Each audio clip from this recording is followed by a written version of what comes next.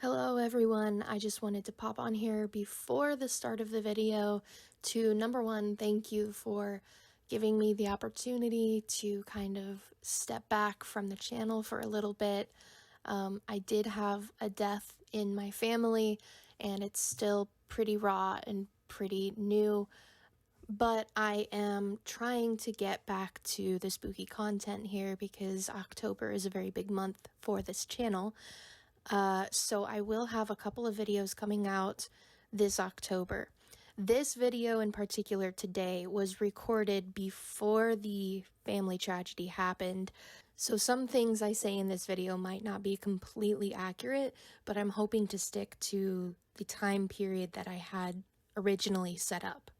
That being said, I do have a very cool video that is going to come out on Halloween Day if everything goes according to plan. It's very different from my usual content, but I think that a lot of you that really like the spooky stuff are going to enjoy it.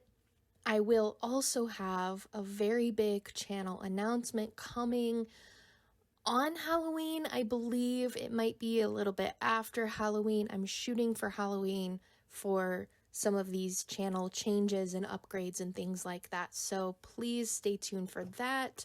But if you could just give me a little bit of grace as I handle all of my real life stuff. Thank you so much. Again, thank you for subscribing to the channel as always.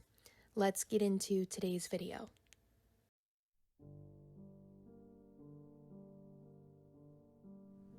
I'm also going to be doing something special for the last week in October leading up to Halloween. I'm going to be putting out a video every single day, maybe 5 days before Halloween, but it's all going to be short videos. They're going to be up on my TikTok as well as the YouTube Shorts, and they're going to be just a bunch of really cool DIY Halloween decor and crafts and things that you can do in your free time.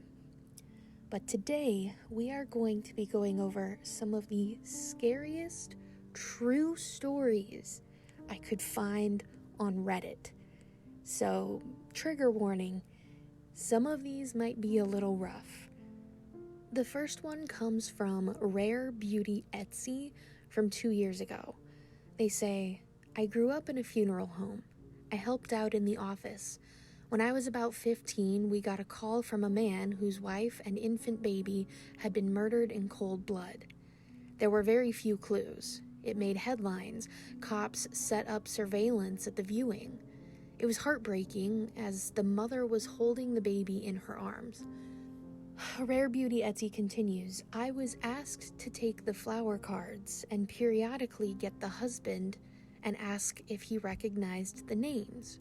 I then photocopied them and put them back. I did it because I was a kid and people knew me and I was unobtrusive. I talked to the husband quite a bit. He seemed devastated and shaken. The cops told me they had an eyewitness to someone leaving the house the day of the murder. The witness was a 3-year-old girl. She recognized the man leaving, and it was the husband's best friend. It turns out that the friend and the husband had made a pact to kill each other's families and run off with their secretaries. The little girl identified the friend, and I guess one of them cracked. They both went to jail on multiple counts, all on the testimony of a 3-year-old. I still cannot believe to this day that that man stood right beside me multiple times, and I had no clue. I don't think I ever looked at life the same way after that. Our second story today comes from Belai437. They say, my great aunt woke up in the middle of the night. She heard her dog making these low growls. She was single at the time and living alone in her ranch-style home, so she walked out to her living room to check things out. She didn't see or hear anything out of the ordinary, so she decided to make sure her door and front windows were locked. The door was locked. The first window she checked was locked. But when she lifted the mini blind on the second window, it was wide open and a guy in a ski mask was standing there. She said he laughed this evil laugh and said, "Party time." Then he started to climb in. She screamed that she had a gun. Her dog started barking his head off, and the would-be rapist decided to bolt.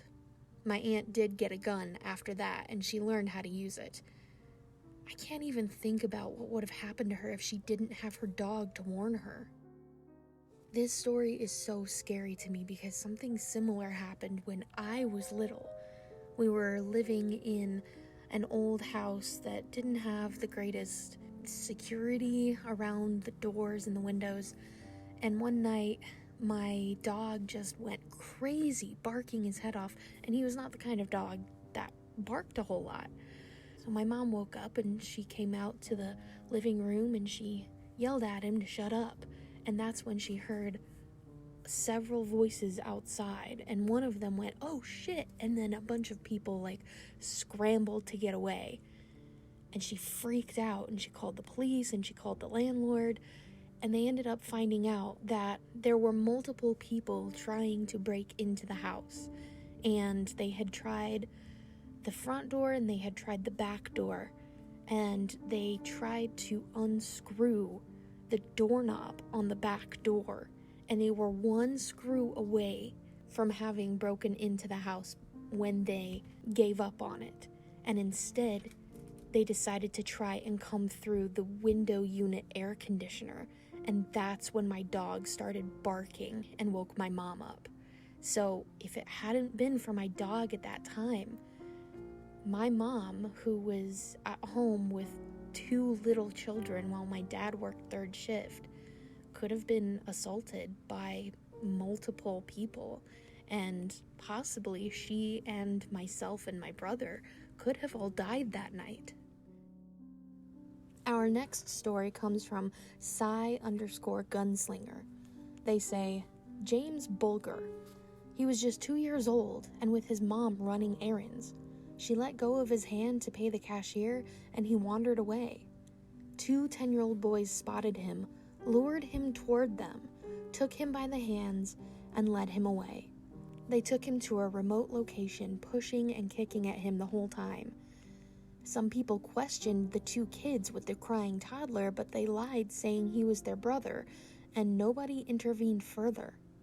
They took him to a secluded spot and tortured him. I don't want to recount the torture details, it's just too gruesome. They left his body on some railroad tracks, hoping that being run over by a train would make it look like an accident. He was found days later, his body severed in half by a train. The boys were caught and became the youngest convicted murderers in British history. Security footage from the day they took James shows them watching children, picking out a target. And they were just kids themselves. They were released at 18. One of them is back in jail for possessing child abuse photos on his computer. The most terrifying thing about this for me is that my own son is only 2 now. And James's murderers were just children too. It was premeditated and intentional and entirely random. Just a momentary lapse in attention, and he became a target of 2 murderous children. Children! To think that children younger than my stepson are capable of such a thing.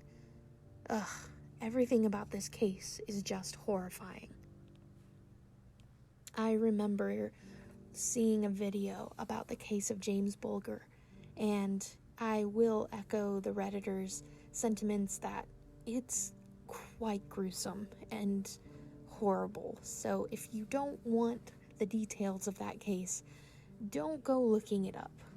And I'm just so sorry for James and his family.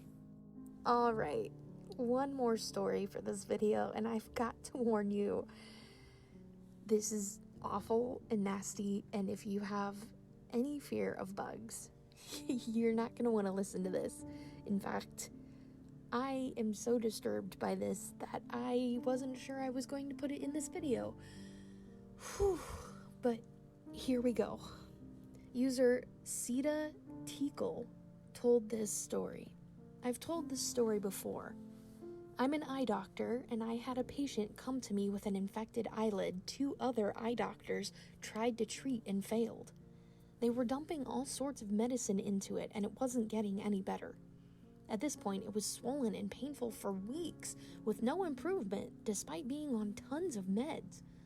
Apparently, neither of them thought to flip the lid upside down. You know, that gross trick some kids do with their upper eyelids. It was a painful maneuver for her very swollen eyelid, which might explain it. Anyhow, there appeared to be what looked like a visible abscess inside the tissue with thick, gooey material. Oh God. Oh God. I thought I'd give it a nudge and saw it move. This wasn't an abscess, it was something else. I managed to remove it quite easily in one whole piece, and it was a fly larva. The patient told me that she had a bug hit her in the eye a few days before she got this infection.